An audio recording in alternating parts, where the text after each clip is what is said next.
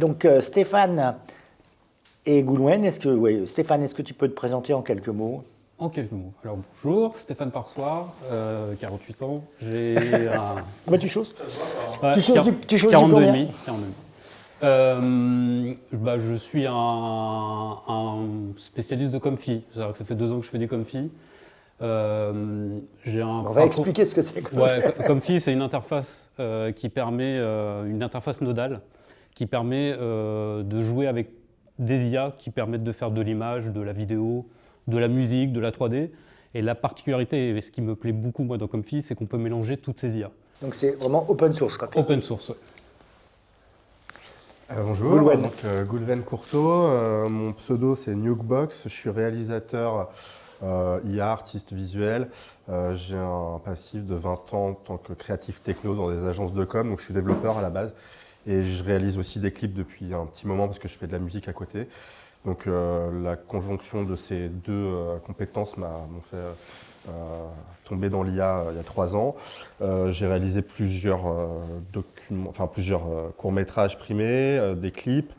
Et là, je me suis associé avec une société qui s'appelle Narrative Coders, dans laquelle je suis directeur de création. Et on est spécialisé dans le service IA et la réalisation IA à destination des studios de cinéma, des studios télé, des agences de com. Voilà. Et donc moi, ma spécialité à la base, c'était vraiment Comfy UI, donc le même soft qu'utilise Stéphane.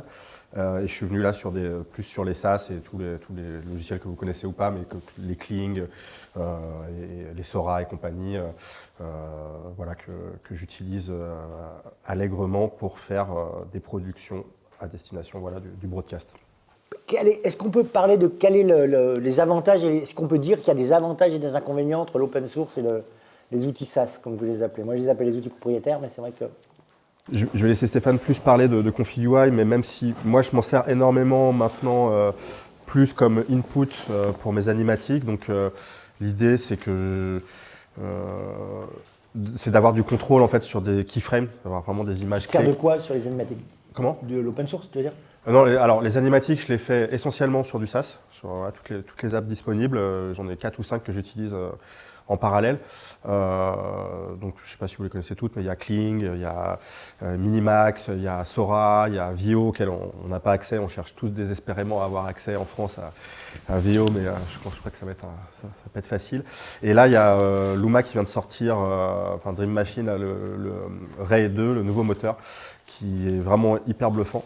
Donc, pour revenir un peu à la mécanique, les avantages de l'open source et les limites, l'open source permet de vraiment contrôler ses inputs. Donc je laisserai Stéphane en parler plus en détail, mais on peut mettre ce qu'on appelle des contrôleurs, des contrôles nets qui vont nous permettre de se calquer sur un dessin qu'on met en entrée ou une photo et de pouvoir en reprendre des composantes, qu'elles soient chromatiques ou qu'elles soient de forme ou de profondeur.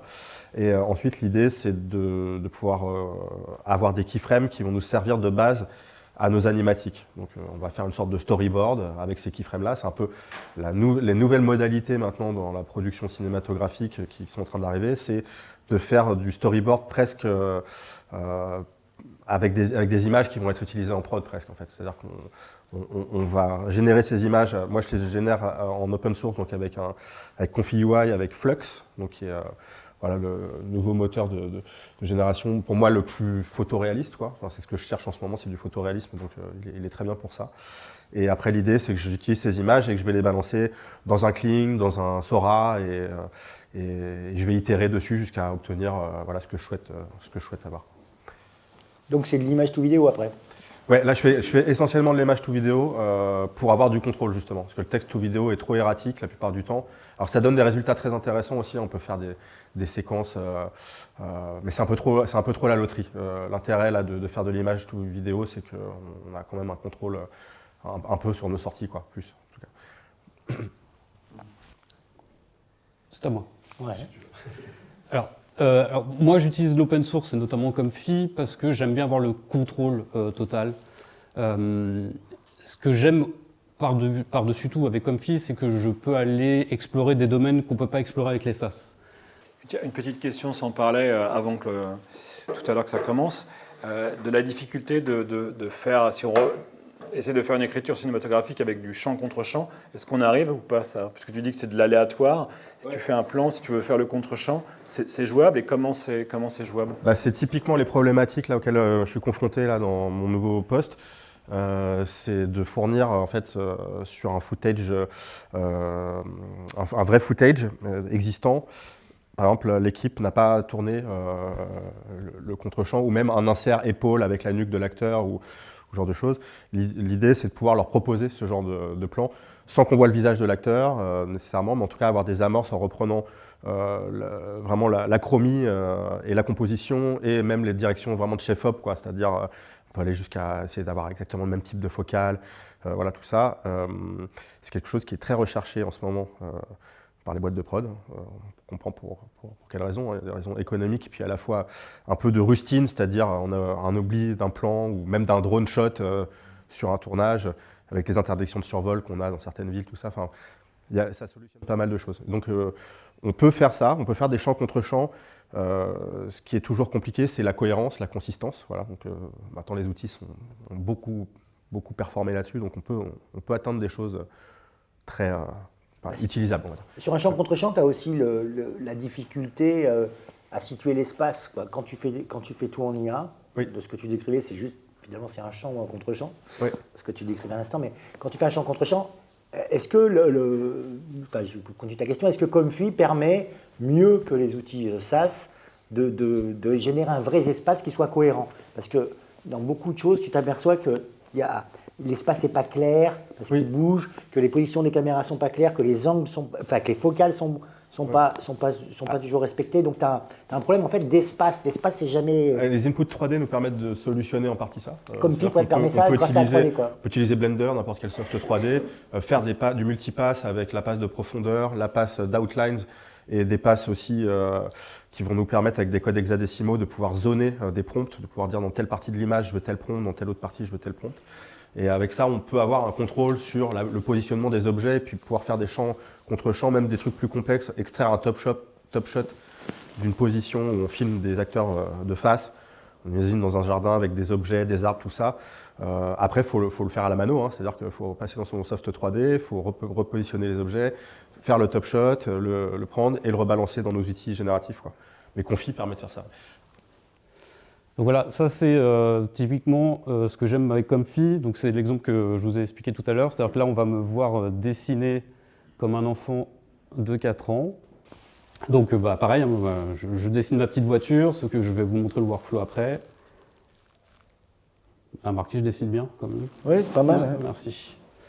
Donc ici, on a une IA de vision qui va donc faire une description de la voiture que j'ai dessinée. Donc elle va me donner un texte que je vais compléter, je vais concaténer avec un autre texte. Ici, une fois que la vision m'a donné le texte, je vais générer une image avec le texte qu'elle m'a donné. Ici, c'est une IA qui va enlever le background de l'image. Et ici, c'est de image sous 3D. Et donc, du coup, elle va représenter la voiture en 3D, qu'on voit ici. Alors, le workflow que je vous montre ici, il date d'il y a un an. C'est-à-dire que je pourrais le mettre à jour avec les outils d'aujourd'hui. On aurait vraiment une 3D plus qualitative.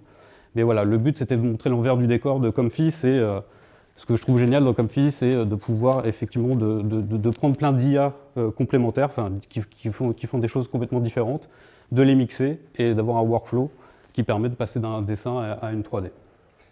Combien de temps? Comment? Là, combien de temps tu mets pour le workflow? Ouais. Alors celui-là, franchement, je crois qu'en une journée, voilà, il était fait. En fait, quand est arrivé les premières IA de vision, donc là je ne me rappelle plus, c'est Moon Dream. Voilà, quand c'est arrivé, je me suis dit, mais qu'est-ce que je pourrais bien faire de ça? Donc tout le monde en faisait une description d'une photo. Et est arrivé le pack 3D de Mister For Example. C'est un développeur qui a fait un pack 3D d'IA. Et donc voilà, je me suis dit, tiens, ça serait marrant de demander à une IA de lui demander de décrire ce qu'elle voit et après d'en générer une 3D.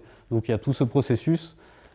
Pourquoi j'enlève le background? Parce qu'en fait, l'IA qui permet de faire de l'image sous 3D, elle ne peut pas faire de la 3D s'il y a un background. Elle a besoin d'avoir un objet. Est-ce que tu peux juste expliquer très vite le système des nœuds, parce que du nodal, un peu que peut-être des gens connaissent, qui ressemble à Nuke, mais qui pour d'autres est un peu différent, quoi. Ah, Il y Bah ici, là, ouais, les nœuds, bah, tout simplement, là c'est un nœud qui va permettre de générer une photo. Ici c'est un nœud qui va charger un modèle, donc le modèle qui va permettre de générer. Donc je vais commencer par demander à charger un modèle sur le PC. Et une fois que ce modèle est chargé, on va s'aider d'un texte encodeur qui va faire le lien entre la demande écrite de l'humain et le transformer en vecteur, je vais un peu vulgariser, en vecteur, pour après pouvoir générer une image. Donc ici, on a les textes encodeurs qui reprennent le texte de l'IA de vision. Et donc avec ce texte et ce modèle, on va pouvoir générer une empty, une latente qui est vide, et on va pouvoir générer une image. Ici, ce qu'on peut faire aussi, c'est qu'on peut tricher. C'est-à-dire que là, j'ai dessiné une voiture, mais je peux lui mettre un LoRa.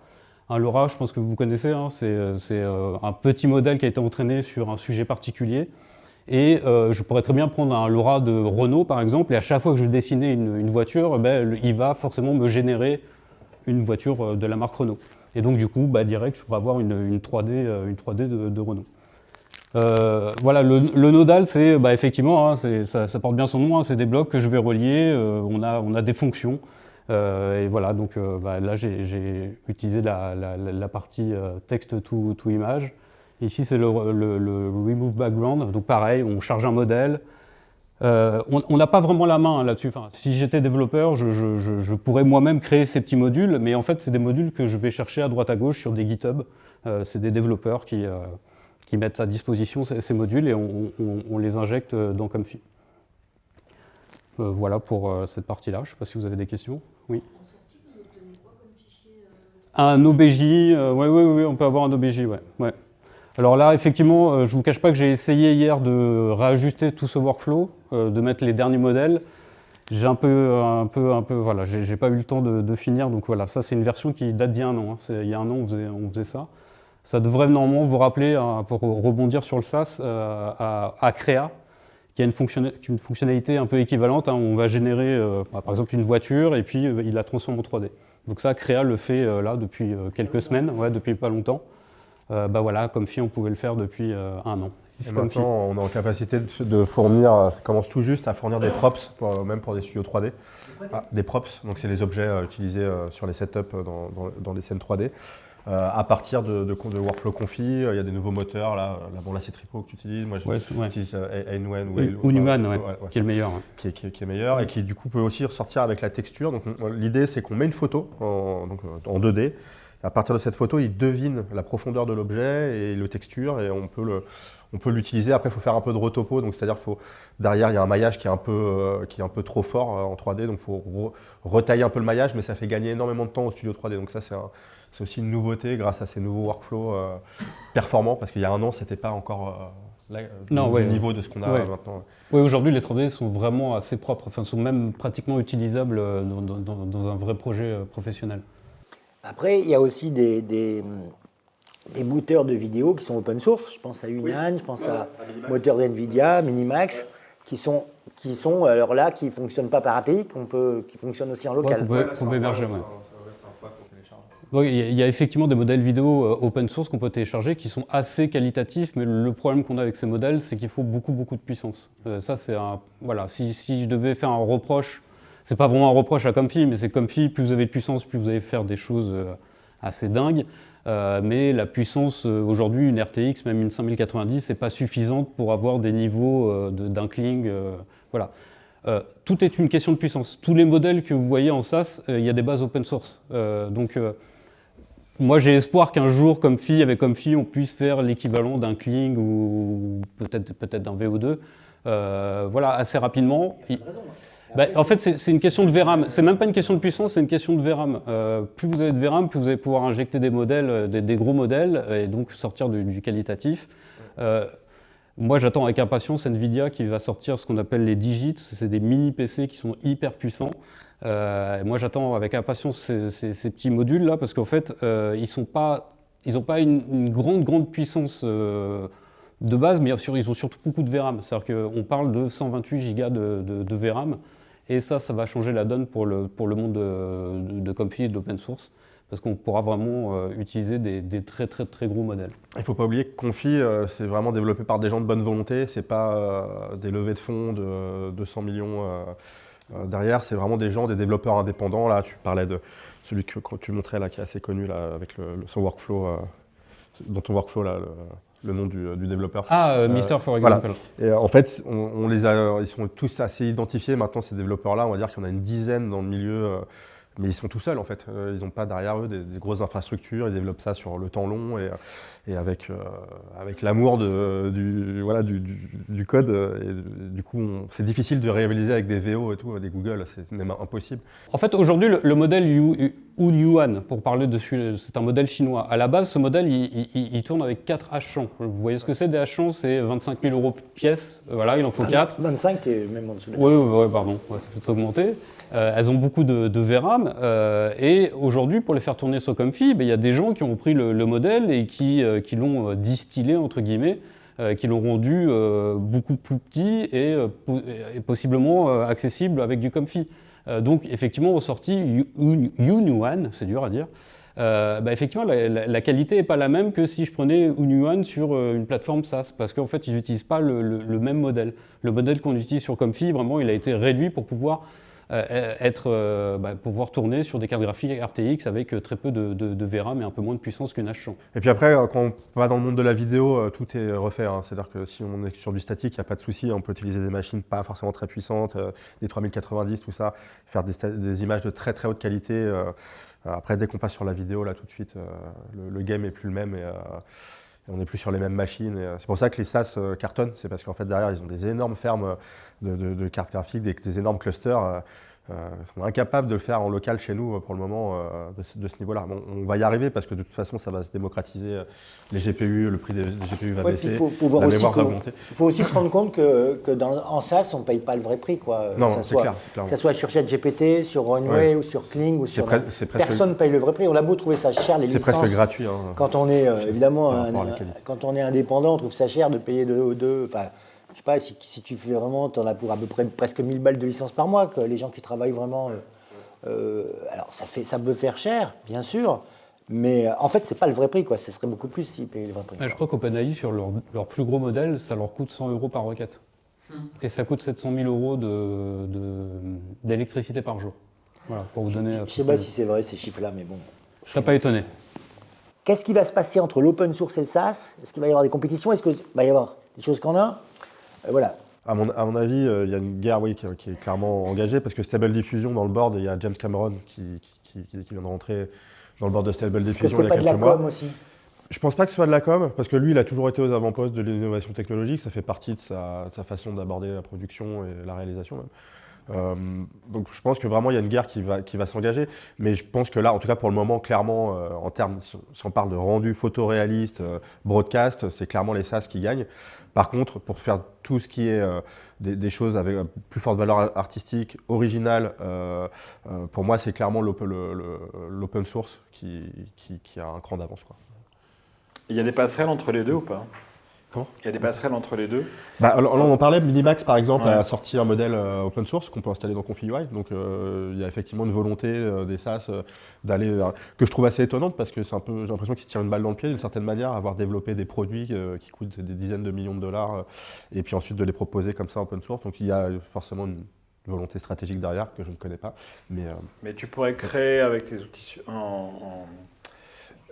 je dirais en local et ensuite renvoyer vers du SaaS pour faire un rendering qui serait de meilleure qualité ou pas? Oui, alors il y a par exemple là dans Sora, il y a cette option de remix qui est assez intéressante. On peut repasser tout un footage et puis en promptant, on peut changer des détails dans la vidéo, tout ça. Mais après, c'est peu contrôlable, quoi. Ça reste quand même un peu erratique encore. Contrôle net, permet, à mon avis. Mais aujourd'hui, on peut imaginer de faire un workflow, si on a un peu d'argent et des grosses machines, tu me disais effectivement plusieurs H100, on peut imaginer de faire un workflow ou même dans le cloud, où on va faire tout ce qui, du contrôle, notamment sur des images fixes dans Comfy, et après, via une API, faire un render sur je sais pas, sur Kling ou sur... C'est possible aujourd'hui, ça? Oui, mais tu pars toujours du texte en fait, ou d'une image. Non, mais c'est possible dans Comfy d'avoir une API et de partir et de faire ton render à partir d'une image sur un SaaS. Oui, bien sûr. Ouais, mais Donc il y a des Là, passerelles aujourd'hui. là, on le fait à la mano un peu, c'est-à-dire qu'on fait notre image. Moi, c'est ce que je fais quotidiennement. Je crée mes keyframes et ensuite je les balance dans un SaaS. Mais oui, on peut faire aussi un pipeline où ça va direct dans le SaaS et ça génère la suite de la vidéo. Parce que tu vas sur Kling ou tout ça. Oui. Et si tu allais sur Replicate ou sur Nopod, Oui. qui sont des espèces de fermes de rendu qui existent déjà par rapport à ce qu'on disait, tu vas dans l'API direct, quoi. Oui. Et d'ailleurs, ça peut être, Oui, plus, ça peut d'ailleurs être plus rapide que notamment pour Kling, si tu veux gagner Oui. du temps. Oui, c'est possible. Alors, moi, je ne suis pas forcément d'accord parce que voilà, je pense que le contrôle va nous aider à aller beaucoup plus loin et j'ai le sentiment qu'avec ces modèles SaaS, on n'a pas autant de contrôle que ça. Juste si on peut montrer une vidéo, parce que on va montrer une vidéo où en fait c'est que du contrôle, il n'y a pas de prompt. Bon, désolé pour la musique.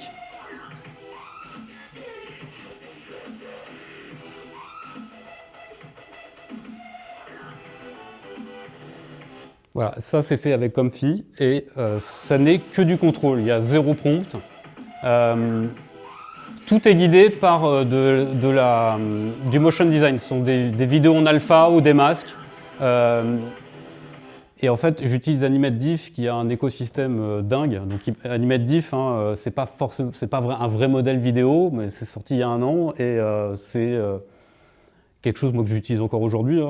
Et voilà, ça c'est l'exemple où je pense ça va être compliqué pour des SaaS d'aller faire des choses aussi complexes entre guillemets, parce que par exemple voilà, Sora, ça n'est que du contrôle, c'est des alphas, c'est des vidéos en alpha, c'est du masque, c'est des technologies d'IP adapteurs. Où en fait je vais imposer au modèle par exemple ici les fleurs, je ne les ai pas générées, enfin je les ai générées et je les ai données à l'IA avec un IP adapteur, donc c'est une technologie qui va qui va forcer le modèle à utiliser cette image-là à animer. Donc en fait j'ai zéro prompt. Et je pense que ce genre de contrôle-là, ça va être vraiment extrêmement compliqué à les mettre dans un SaaS.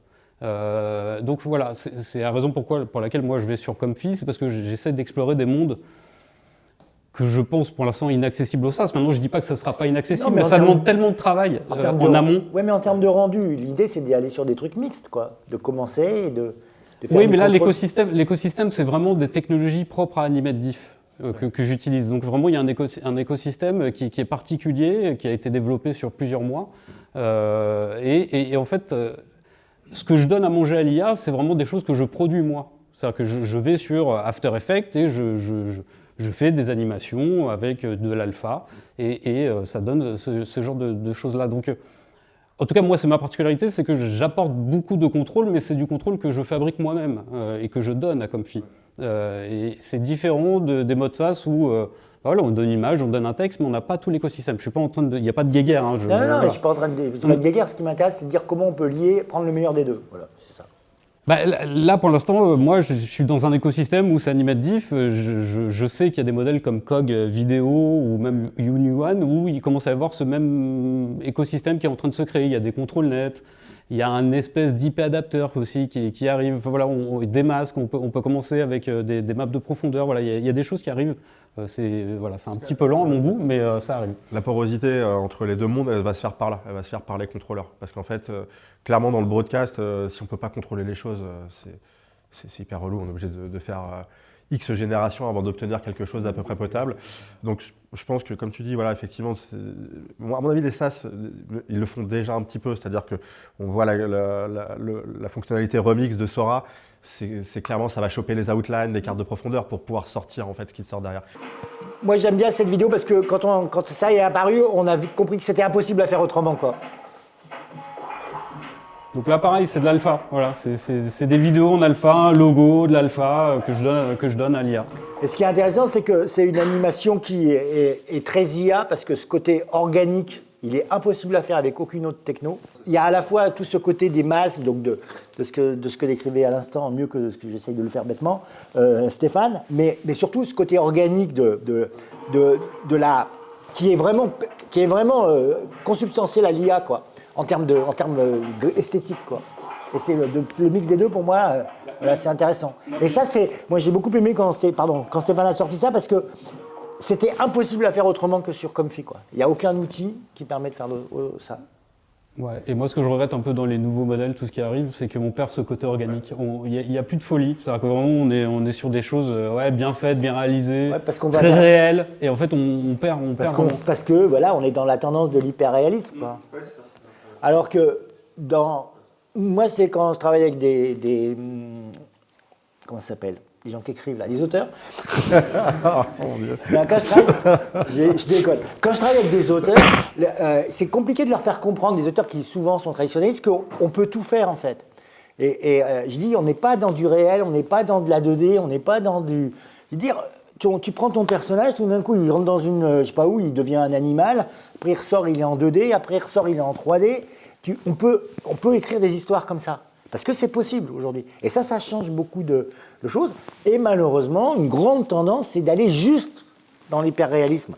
Alors que, voilà, quoi, il y a des choses qui sont là. Il va sortir un film sur TF1, d'ailleurs, c'est marrant, mais voilà. Je crois que c'est un doc où c'est toutes c'est sur des rêves, des cauchemars et ça, et toutes les parties des rêves. Je ne sais pas si tu es au courant de ça. Je ne sais pas qui l'a fait, d'ailleurs. Emmanuel Priou. Bonne pioche. Et donc, c'est toutes les images, on va dire, de rêves, de machin, c'est un doc, hein, sont faits avec de l'IA. Donc, c'est vrai que ce côté un peu fantasmagorique, c'est intéressant. Et la guerre se fait beaucoup économique sur les modèles, hein, sur l'hyperréalisme, parce que c'est le cinéma, parce que c'est un peu dommage. Ouais. Est-ce que vous avez un problème de vocabulaire quand vous avez, je sais pas, des clients, des commanditaires ou un auteur ou un créatif qui voit, je voudrais faire ça, parce que là c'est vrai qu'on a chacun notre propre langage un peu corpo.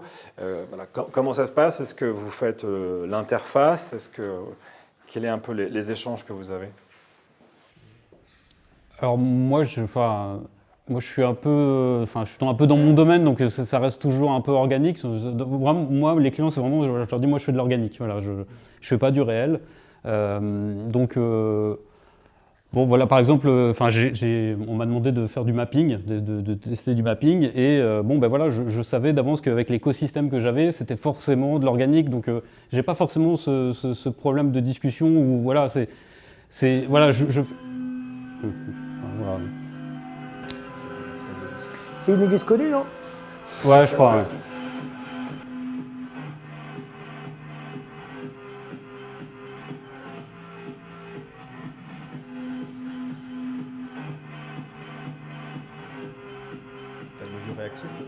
Ouais.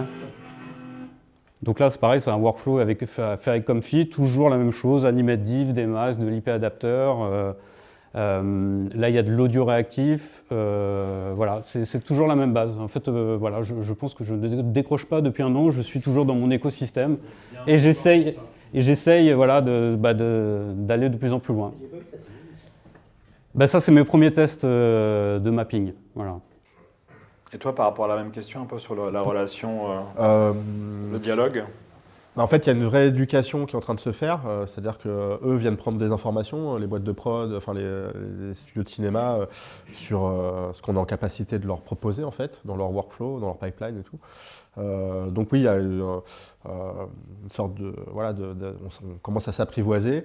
Après, on parle quand même un peu la même langue, hein, et puis il y a aussi une langue qui est internationale, hein, c'est le budget. Donc eux, ils voient derrière aussi des économies assez substantielles.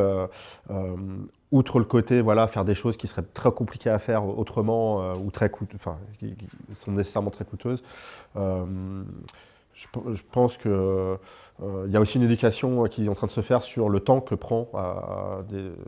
ça prend en fait à produire des films en IA. Il y a cette légende urbaine chez toutes les boîtes de prod comme quoi ça prendrait 10, 20 fois moins de temps. En réalité, des fois ça peut prendre quasiment le même temps en fait que faire un vrai footage. Sauf qu'on va pouvoir faire des choses un peu plus sophistiquées ou ou différentes en tout cas. Voilà. Mais les modalités en tout cas des acteurs de l'IA et des boîtes de prod sont en train de se mettre en place vraiment cette année pour moi. C'est-à-dire que l'année dernière, il il y avait de la défiance encore. On rentrait par la petite porte quand on faisait de l'IA dans les boîtes de prod pour en discuter un petit peu. Maintenant, c'est annoncé dans toutes les sociétés de production avec qui je bosse. Ils font venir des acteurs de l'IA pour faire des conférences, pour sensibiliser les producteurs de leur boîte à voilà, de nouveaux workflows. Mais par exemple, un use case vraiment très courant, c'est les pack shots, genre en publicité. On veut faire une bouteille de parfum qui tourne en IA. Donc, on veut que ce soit full IA. En fait, bah non, c'est pas possible. Il faut passer par la 3D nécessairement pour avoir les vrais codes du produit, même en architecture. L'IA va faire n'importe quoi sinon. On lui demande de nous reproduire un parfum, même le Chanel numéro 5 qui est censé être bien référencé dans les modèles. Il va te sortir un truc, des fois la boîte elle va être longue, elle va être ovale. Donc pour vraiment faire respecter les codes, on est obligé d'utiliser des workflows ConfigUI où on va mettre des outlines, des cartes de profondeur pour gérer ça. Donc c'est effectivement l'enjeu, il est là-dessus sur la cohérence, la réutilisabilité, les retakes. Voilà, mais petit à petit, je vois la vitesse à laquelle ça évolue. Il y a un an encore, je pense que tous les acteurs de l'IA étaient loin de s'imaginer ce qu'on serait capable de faire là juste maintenant. C'est juste de la science-fiction encore. Et il y a 3 ans, j'en parle même pas. Enfin voilà. Je disais évidemment déconnant qu'il n'y avait pas de retake en IA, mais il n'y a pas de retake en IA en mode SaaS, mais il y a des retakes en IA en mode Comfy, justement, puisque ce contrôle permet de refaire des choses d'une façon beaucoup plus précise. Il y a surtout un élément essentiel, c'est que il y a ce qu'on appelle le seed en IA. C'est une route qu'on choisit et chaque route a un numéro, on va dire. En fait, pour grossir le trait du seed, c'est vous demandez à générer une photo d'un chat, le chat a les yeux verts, vous voulez qu'il ait les yeux bleus, vous fixez le seed et dans votre texte, vous mettez les yeux bleus et il va vous faire le même chat avec les yeux bleus. Voilà. Et le fait de fixer le seed, il prend le même chemin, il va garder la totalité, mais il va juste prendre en compte ce que vous avez modifié dans votre prompt ou dans une alpha, ce que vous avez mis. C'est aussi un des avantages de Comfy, c'est que je peux générer quelques frames. C'est-à-dire que si j'ai quelque chose où il y a 200, je peux très bien lui dire non, génère de la frame 100 à la frame, 110, et j'ai déjà au milieu de vidéo, je peux aller voir comment ça se passe. Donc j'ai cet avantage-là de pouvoir générer des petits bouts et savoir à l'avance si si je peux générer en entier. Donc voilà, ça c'est un des avantages de Comfy, c'est que voilà, on a aussi le pouvoir de pouvoir générer, on peut générer un petit bout sans avoir à manger de l'électricité et essayer 1000 générations sur un SaaS pour en prendre 20 qui vont nous intéresser. Donc ça aussi c'est un des avantages de Comfy, c'est avoir la main aussi sur la puissance gaspillée. Ouais, c'est sûr que là il y a des enjeux auxquels les SaaS ne répondent pas. Une des promesses de Sora, c'était de pouvoir générer un petit aperçu. En fait, il n'y a aucun moteur SaaS qui le fait là pour le moment. Donc du coup, ça pose plein de questions effectivement sur la neutralité carbone qui n'existe pas, mais l'utilisation de prod, de ressources extensives, quoi. Moi, pour répondre à ta question, qui suis plus maintenant vraiment sur les SaaS, j'utilise beaucoup tous les jours. Je fais beaucoup moins de config, je l'utilise vraiment pour faire mes outputs, mes keyframes, et ensuite que je vais animer, je vais faire mes animatiques avec des SaaS. Je fais énormément de... Oui, je lance même Flux, quand je lance des générations Flux dans ConfigUI pour générer de l'image photoréaliste, j'essaie de faire des prompts les plus précis possibles pour resserrer. J'utilise beaucoup Mistral pour écrire mes prompts. L'idée, c'est d'être le plus détaillé possible pour avoir le moins de licences créatives de la part de l'IA, d'essayer d'être le plus proche de ce qu'on souhaite. Mais même avec ça, je vais générer, je suis sur un trailer pour la télé, pour chaque keyframe, j'ai généré 40 à 50 images sur Flux, donc avec une 4090, ça va me prendre, je sais pas, peut-être 30 minutes, un truc comme ça, max. Et ensuite, quand je lance des générations, pareil, j'ai des agents experts LLM qui savent parler à tel ou tel moteur. Donc je les ai dressés par SaaS. Donc voilà, pour Runway, tu parles comme ça, comme pour Kling, tu parles comme ci. Je les ai expérimentés pour voir vraiment si c'était vraiment efficace. Et là, pareil, je vais générer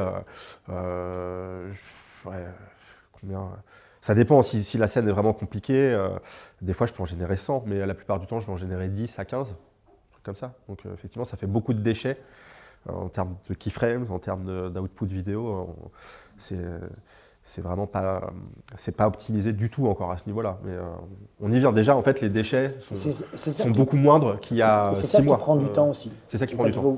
C'est ça qui prend du temps pour avoir exactement ce que le temps tu machine, veux ouais. et après l'arranger comme tu veux, quoi. Ouais. Après, c'est pas une science exacte, hein, dans le sens où. Mais l'idée, c'est de qu'ils connaissent le nombre de tokens max qu'utilisent. Donc les tokens, c'est les mots qu'on va utiliser. Par exemple, Flux. Ça, par exemple, c'est une source qui n'est pas évidente à trouver. Il y a le mode Flux, donc j'ai rentré dans un truc un peu plus technique, mais très vite fait.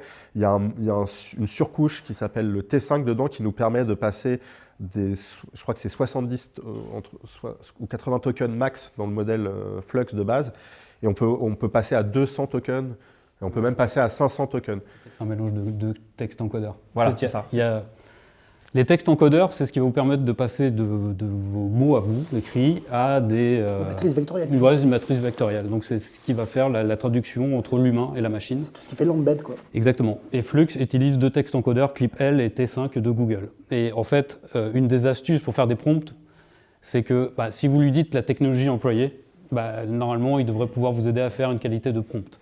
Sauf que dans les SaaS, on ne sait pas ce qu'ils utilisent. Ils ont certainement leur propre texte encodeur. Il y a de fortes chances que VO2 utilise le T5, puisque le T5 est fourni par Google. Donc moi, si j'avais accès à Google, je ferais des prompts en disant voilà, j'utilise T5 et voilà. Et normalement, en connaissant la technologie, il serait capable de savoir le type de prompt à effectuer. Donc ça, c'est l'avantage de Comfy, c'est que on a plein de modules et on sait comment ça marche. Donc du coup, moi je sais, on est beaucoup à savoir, mais qu'il y a des textes encodeurs.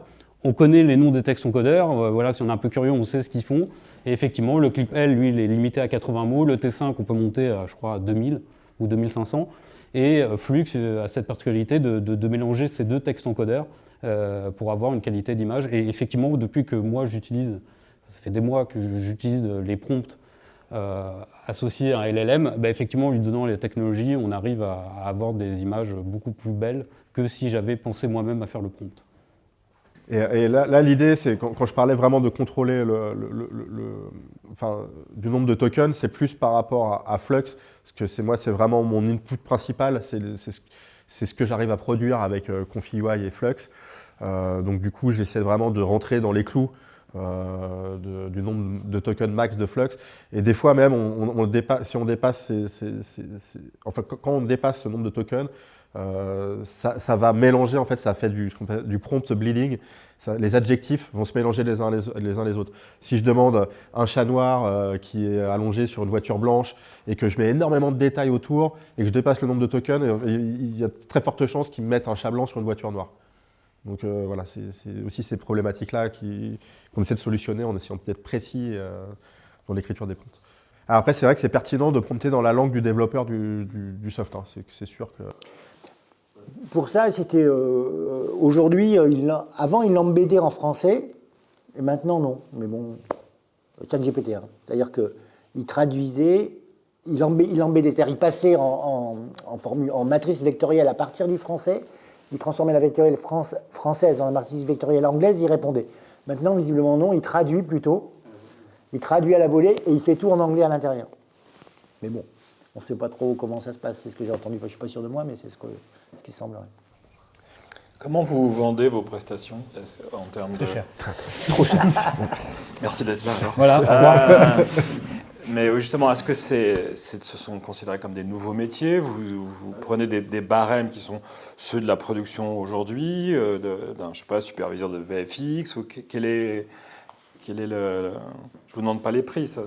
Pas tout de suite. C'est une bonne question parce que ça se met en place en fait. Là, on est les premiers en fait à défricher ces terrains-là. Donc c'est vrai que c'est des fois, moi quand j'ai commencé, j'avais tendance à vendre vraiment pas cher parce que je me disais bon, ça, je connais bien l'outil, ça produit vite et tout. Puis en fait, tu te tires un peu une balle dans le pied. Après, tu te rends compte que non, en fait, ils ont des impératifs de prod, il faut que ce soit broadcast.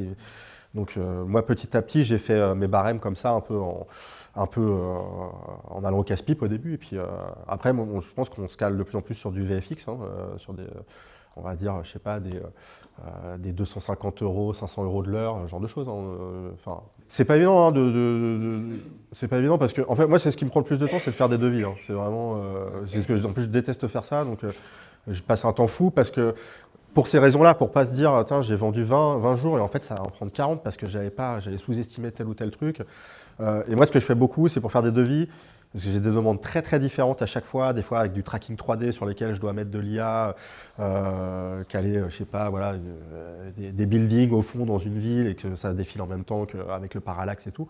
En fait, je les expérimente. Donc déjà, avant même d'avoir taffé, d'avoir fait mon devis, je perds peut-être 2 jours ou un jour, une journée à faire des tests parce que, encore une fois, c'est un terrain qu'on défriche. Il y a très peu de ressources autour de ça. Il y en aura de plus en plus, tout ça, mais là, c'est vraiment encore, même si tout le monde en parle de l'IA et tout, c'est encore très très neuf, en tout cas dans la prod classique, quoi. Et des fois, je dis non à certains trucs parce que je l'ai testé et je me fais, mais en fait, c'est trop compliqué. Bah, il faut... Ou alors, je dis pas non, mais je m'associe à un studio de VFX parce que voilà, il y a des compétences que j'ai pas dedans ou pas assez fort dedans pour pouvoir vendre la presta. Donc, j'ai bossé en tandem avec quelqu'un. Donc c'est les enveloppes fermées. Tu travailles sur une enveloppe fermée ou après c'est autant passer. Qu'est-ce qu'accepte le client? Là, ouais, c'est plutôt fermé, là, on va dire. Mais ouais, oui. Bah, de toute façon, on est obligé parce que sinon, les clients, ça les intéresse pas. Ils disent, ouais, ça va évoluer encore de trucs. On leur dit si jamais il y a des problématiques qui peuvent apparaître, mais encore une fois, on défriche et des fois on se retrouve face à des casse-têtes qui sont. Là, j'en ai eu plusieurs là depuis un an. C'est quand même assez courant que tu passes 2-3 jours sur un truc où tu avais pensé le faire en une demi-journée, quoi. Ça Exactement. arrive quand même, quoi. Là, je vois que par exemple, moi j'ai eu, pour répondre à cette question, ça m'est arrivé 2 fois d'avoir des blocages vraiment je me disais, tiens, je vais le faire, c'est bon, je vois comment faire de A à Z. Et puis en fait, je me retrouve, il y a un obstacle en fait. C'est souvent par rapport à de la 3D en vrai, parce que moi je suis un padawan de la 3D, je sais faire ce que je veux pour sortir des outputs que je veux la plupart du temps. Mais des fois, j'ai vraiment des problématiques. Par exemple, pour une prod télé, l'idée c'était de faire une génération et de l'incruster dans un footage existant. Il y avait vraiment des problématiques de parallaxe, il y avait volumétrique en plus parce que c'était dans de l'eau. Et du coup, je leur dis, voilà, je peux faire l'étape générative, tout ça, mais l'étape 3D, je ne pourrais pas la faire parce qu'elle est vraiment très complexe, il y a beaucoup de tracking à faire. Je ne la ferai pas de la même qualité qu'un studio VFX qui fait ça tout le temps. Et eux, ça ne les intéressait pas parce que du coup, ils voulaient que je fasse tout de A à Z. Donc du coup, ils sont tournés vers Studio VFX pour faire le truc. Ils sont revenus me voir en disant, bah en fait, ce qu'ils font en IA, c'est pas bien. Mais je leur dis, en fait, c'est ça l'idée, c'est qu'on travaille ensemble. Et ça fait partie de l'éducation des boîtes de prod et des studios de cinéma maintenant, c'est qu'en fait, comment on va cheviller tout ça. Donc les studios VFX n'ont pas encore toutes les compétences IA nécessaires et les acteurs de l'IA n'ont pas toutes les compétences des studios VFX. Donc on est en train de s'acoquiner plus ou moins et peut-être que, enfin, c'est en train d'ailleurs d'arriver, des studios VFX qui ont des pôles IA dédiés, qui sont internalisés, tu vois. Donc voilà, les problématiques, il y en a plein. J'ai pas un projet qui se ressemble. En fait, c'est ça qui est stimulant aussi, c'est que depuis que je fais ça, j'ai pas une demande où je peux capitaliser sur des trucs que j'ai déjà fait. Quasiment, ça m'arrive très rarement. Tout est sur mesure. Est-ce que tu as déjà été contacté par des assureurs ou des assurances sur des problèmes qu'il y a eu pour du cinéma, justement, des fois un plan qui manque, un plan qui serait abîmé, les datas qui sont pas là? Non. Par contre, plus sur des cascades, ce genre de choses comme ça. Ça, effectivement, c'est des demandes qui arrivent aussi. De pouvoir faire des cascades où on n'a pas des impératifs de cohérence, d'angles multiples, et ce genre de choses, où c'est un one-shot, ou même du FX en fait. Les studios demandent beaucoup de ce qu'on est capable de faire en VFX avec l'IA, pour se soustraire en fait de tout un pipeline 3D hyper complexe. Alors il y a des cas de figure où c'est impossible, parce que si on a des objectifs de rotation, de trucs, de mouvement de caméra hyper complexes et vraiment scriptés. Par contre, si c'est quelqu'un qui marche dans la rue, un bâtiment, une voiture qui saute au loin, un truc comme ça, on est complètement capable de le faire en IA. Après, on n'est pas de le faire 2 fois, quoi. Ouais. Pour reprendre la question de bloquer, moi ça m'est déjà arrivé d'être bloqué sur des actions simples aussi que tu n'as pas prévues. Des fois le client il change de choses, sur des actions par exemple simplement de manger ou notamment sur une action de personnes qui jouent en mangeant avec de la nourriture. Ça, on n'a pas pu faire ce que le client voulait, quoi. Ça arrive aussi, quoi. Ouais. Où tu dois changer un peu ton script parce que tu es bloqué. Oui, alors ça c'est très juste, c'est qu'effectivement, des fois, l'intervention de l'IA en fait, va amener à des modifications de mise en scène. C'est-à-dire qu'on leur dit, ce truc-là, c'est compliqué, Par contre, si on fait un plan d'insert à tel moment où on voit l'objet, par exemple là, on me demandait de remplacer dans un footage une valise qu'un acteur trimballait. C'est une valise avec des marques dessus, machin. Il voulait complètement la remplacer, mettre un autre modèle de valise. Je leur dis, c'est compliqué en IA, on peut faire du tracking, tout ça, mais en fait, ça va faire intervenir différents savoirs et ça va coûter quand même un petit peu cher cette histoire.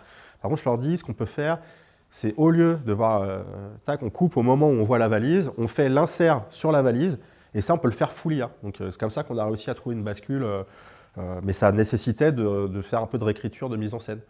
Le gros game changer, c'est ça, c'est ce qui est en train de se passer maintenant, en tout cas dans la prod vraiment photoréaliste, puis même pour aller sur de l'animation, faire énormément de choses. Après, les limites créatives sont sans fin, quoi.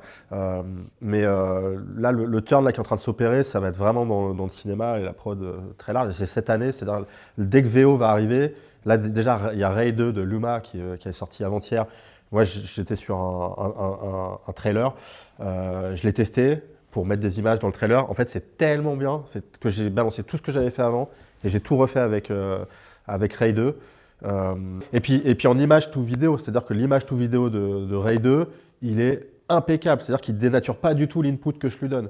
Dans Sora, tu mets un input en vidéo to image, tout de suite il le fait drifter, ça part ailleurs, c'est tout de suite hyper saturé. En fait, moi je trouve plus exploitable, en tout cas moi pour mes besoins, à part sur des drone shots. Quand même, il y a plein de cas, plein de use cases sur lesquels il est super intéressant, mais l'image to vidéo à proprement parler, moi je trouve pas du tout au niveau des outils là qui sont. De toute façon, je pense pas qu'il y aura une solution qui va vraiment tout emporter, quoi. Après, il y a une solution qu'on va utiliser peut-être à 80%, et après pour les 20% restants, justement, pour trouver, on utilisera 4 ou 5 technos qui feront chacune bien sur un plan ou deux, quoi. Moi, avant-hier, je vois un mec qui me dit, je sais pas quoi, un producteur, il veut rentrer un animal, un loup. D'ailleurs, je vais montrer ton loup. Et il veut montrer un loup dans une scène. Et je lui dis, bon, ça va être galère, voilà, comment on le fait dans une scène réelle, il veut rentrer son loup. Et je lui dis, bah, ça va être galère, ouais, on peut le faire, machin. Et je n'ai pas fini que, pof, tu as Pika qui sort le truc, alors, dans des conditions, dans des qualités pas super top, mais qui sort le truc, quoi, qui permet d'incruster n'importe quoi, et de faire ce que je voulais faire. Et c'était juste pas possible le matin, et l'après-midi, c'était possible. C'est incroyable, quoi. Voilà. Et ce qui est intéressant, mais ça, Stéphane peut en parler pas mal, c'est que dans l'open source, quoi, enfin, ce que tu as dit tout à l'heure, Gwen aussi, c'est que les gens qui développent, c'est des bénévoles, comme beaucoup dans l'open source. Et qui a beaucoup de leur travail est récupéré. Alors Créa était les spécialistes. Ah oui, ils ont pompé. Créa et Runway étaient les spécialistes. Créa encore plus que Runway de piquer des trucs à l'open source. Mais il y a vraiment une recherche qui est faite, qui est perpétuelle, quoi. Et qui est. Toi, tu es en relation avec certains de ces devs et c'est vraiment intéressant, quoi. Ouais, alors fais attention parce que c'est des devs qui vont prendre des IA existantes qui ont été développées par des universités ou des sociétés. Et eux, ils font juste l'adaptation pour Comfy. Hein. C'est pas eux qui développent les IA. Eux, ils font juste l'adaptation. Moi, je parlais des deux. Il y en a qui les créent. Oui, mais c'est souvent des universités. Il y a même Netflix là, qui s'est mis à faire un modèle. Netflix est en train de faire son propre modèle. Quoi. Donc Netflix, c'est leur truc. Oui, il y a tout le monde. Ouais. Non, mais Netflix, c'est marrant quand même. Mais Netflix, c'est dingue. On a une image, par exemple, un bateau sur la mer. Je vais peindre avec de l'ink painting le bateau, ça va donc détourer le bateau et en fait de lui-même sans prompt, il va faire naviguer le bateau sur la mer et j'ai les traces de la vague.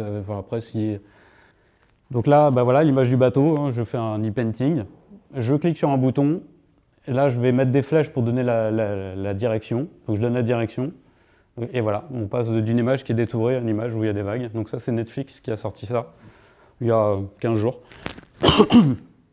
En fait, j'ai juste détouré le bateau grossièrement et derrière, il a séparé le bateau, il a reconstruit le décor derrière parce qu'il est obligé de reconstruire le décor. Après, il y a une notion de flèche où je donne la direction et puis après, la magie, je clique sur un bouton et voilà, ça navigue. Ça vous a pris combien de temps à peu près? Ça 5 minutes. Oui. Oui, c'est vraiment, là pour le coup, c'est assez rapide. Ouais, c'est très rapide. Tu aurais pu aller plus vite, quoi. Comment? Alors là où c'est dingue, ouais, c'est vrai, j'ai traîné. Là où c'est dingue, c'est qu'on peut prendre un personnage, quelqu'un dans la forêt, et puis si on met la flèche, il va marcher, et il va vraiment bien marcher. Il n'y aura pas trop de... on aura vraiment les jambes, ça ne va pas partir dans tous les sens, quoi, voilà. C'est assez bluffant. Donc tout ça, voilà, ça sera bientôt disponible. C'est Netflix, ouais, c'est un modèle Oui, de donc Netflix. Netflix, via l'intermédiaire de ses filiales de production, c'est assez marrant, est en train de développer un modèle. Et dont le but avoué, en fait, c'est qu'il se passe des producteurs. Quoi. Ils se disent, mais pourquoi on va payer des producteurs pour faire des films? On pourrait les faire nous. Voilà Netflix. Mais c'est pas étonnant. Hein. Moi, j'ai bossé avec des gens de Netflix en 2015. En 2015, je bossais à l'époque sur des systèmes de recommandation. Chez Netflix, il y avait plus d'ingénieurs en machine learning et en deep learning que chez Google. En 2015. Donc vous imaginez l'importance qu'ils ont à la technologie. Donc ils ont je ne sais pas combien de gens qui travaillent à développer leur propre modèle. Comme ils ont fait par exemple, c'est pas beaucoup connu, mais Netflix a son propre modèle de compression d'image. Il ne suit pas les standards, il a son propre modèle. Et donc de la même façon, ils sont en train de travailler sur leur propre modèle de génération d'images. Par exemple, là, il y a beaucoup de demandes en documentaire. Là, j'ai fait on pourra peut-être en mettre un extrait si tu veux. Là, c'était sur le net, sur Wildlife. C'est mon faux documentaire animalier. Et en fait, ça, c'est un truc que j'ai montré à un studio. Et tout de suite, ils ont eu des étoiles dans les yeux. Enfin, des étoiles. En tout cas, Des dollars? des dollars, ouais. Tous des dollars. Parce que du coup, c'est un faux documentaire animalier, mais vraiment, je pense que c'est compliqué de voir. Enfin, moi, je le vois parce que j'ai fait les images, mais je veux dire, moi, j'avais montré ça à ma fille, par exemple, sans rien lui dire. Voilà. Je lui ai dit, ah super, tu as fait un documentaire animalier, mais je fais non, mais en fait, je t'explique, les images sont fausses, entre guillemets. Ouais, c'est celui-ci. Tu peux mettre un peu de musique. La musique est aussi générée. Alors, moi, je suis musicien, c'est la première fois que je fais de la musique générée par IA, et ça marche vraiment bien. Voilà, t'es pas sur YouTube, hein. La qualité est pas. Bon, c'est pas... Excuse-moi, je suis sur LinkedIn. Ouais, c'est pas très grave.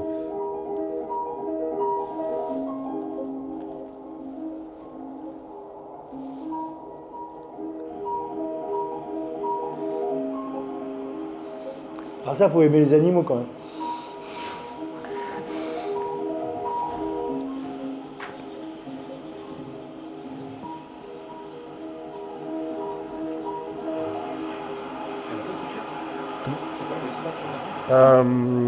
Là, c'est un mélange de Runway et de Minimax. T'as pas de cling là dans Non, ça non, il n'y a pas de cling dedans. Tu m'as demandé.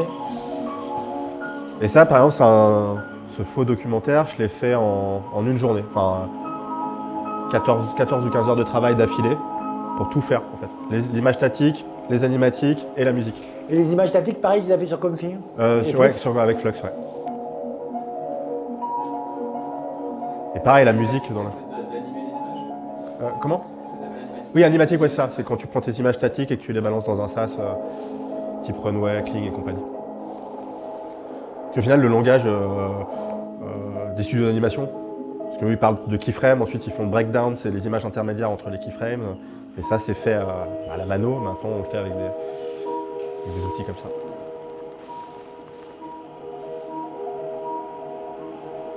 Donc ça, je l'ai fait il y a peut-être 3 mois, 4 mois. Mais maintenant, on peut faire des trucs encore plus dingues que ça en termes d'animation. Là, il n'y a pas des énormes animations. L'idée, c'était quand même d'avoir de la matière, les plumes qui bougent, le vent, tout ça. Mais maintenant, cette chouette, on peut la faire bouger beaucoup plus. Le loup, on peut lui faire des dingueries. En 3 mois, ça a vraiment ça a pris du level. Une dernière question, parce que c'est l'heure. C'est quoi la fin? C'est là. Il n'y a pas de fin. Ouais. Alors pas du tout, là, franchement. En fait, moi je suis musicien. T'as travaillé avec quoi là sur Moi je suis Ubuntu? producteur de musique depuis 20 ans, je fais du piano, de la batterie, de la guitare, tout ça. C'est un prompt là. Là c'est un prompt, je dis un piano avec une tonalité un peu de harpe, donc un peu plus aiguë. Juste du piano avec quelques indications d'ambiance, tout ça.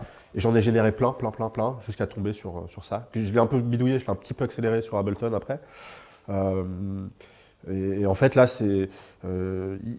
je connais pas très bien encore l'univers du génératif audio, alors que c'est à la base, je viens de ça. Mais c'est assez bluffant les résultats qu'on a très rapidement, en fait. Là, j'ai fait de l'orchestral pour un trailer. Vraiment, c'est complètement dingue, quoi. Enfin, c'est quoi? C'est du même niveau, c'est le même effet wow qu'on a maintenant avec les outils génératifs vidéo, quoi.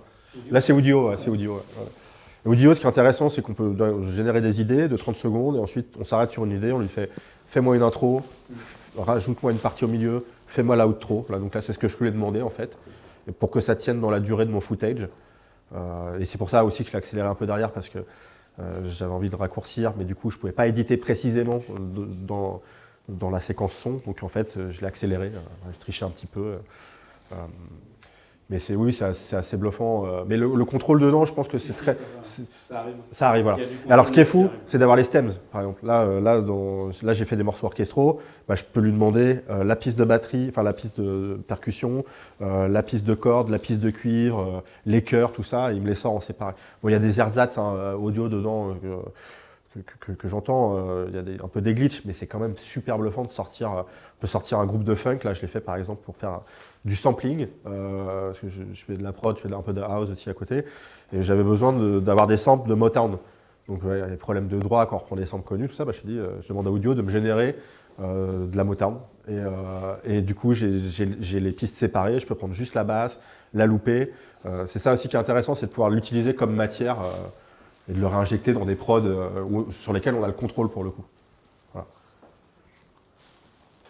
On va s'arrêter là, même si vous voulez après reposer quelques questions en one-to-one.